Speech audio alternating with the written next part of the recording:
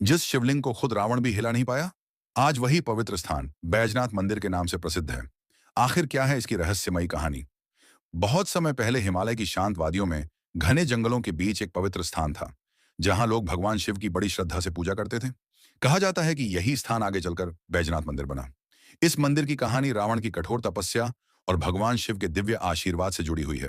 प्राचीन कथा के अनुसार लंका के राजा रावण भगवान शिव के सबसे बड़े भक्तों में से एक थे।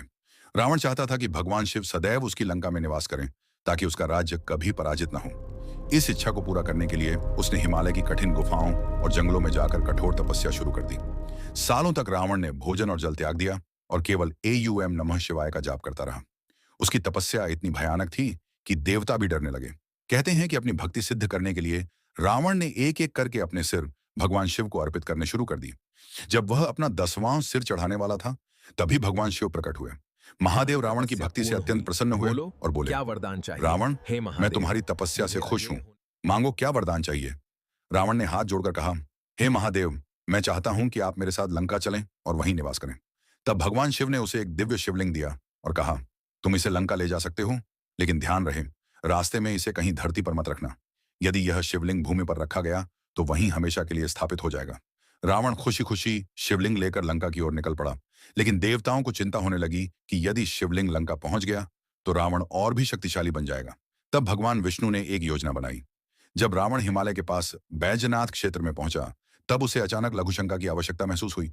वह शिवलिंग को हाथ में लेकर ऐसा नहीं कर सकता था।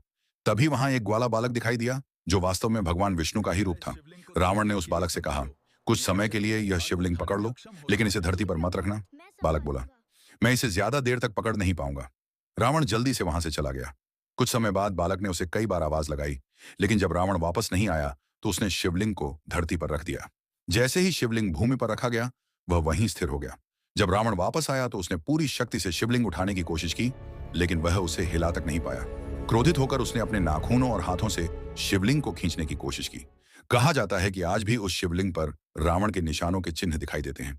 तभी आकाशवाणी हुई, हे रावण, अब यह स्थान भगवान शिव की पवित्र भूमि बन चुका है। यहाँ आने वाले भक्तों की सभी मनोकामनाएं पूरी होंगी। ओम नमः समय बीतता गया शिवाय। और इसी ओम पवित्र नमः स्थान पर भव्य शिवाय। बैजनाथ मंदिर का निर्माण हुआ। आज भी हजारों श्रद्धालु यहाँ भगवान शिव के दर्शन करने आते हैं। खासकर महाशिवरात्रि के समय यहाँ भव्य मेले और पूजा का आयोजन होता है। इस कहानी से हमें सीख मिलती है कि सच्ची भक्ति में बहुत शक्ति होती है, लेकिन अहंकार इंसान को उसके लक्ष्य से दूर कर देता है। अगर आप भी भगवान शिव में श्रद्धा रखते हैं तो कमेंट में लिखिए, हर हर महादेव। ऐसी ही ओम रहस्यमयी और नमः पौराणिक शिवाय। कहानियों के लिए अभी फॉलो करें।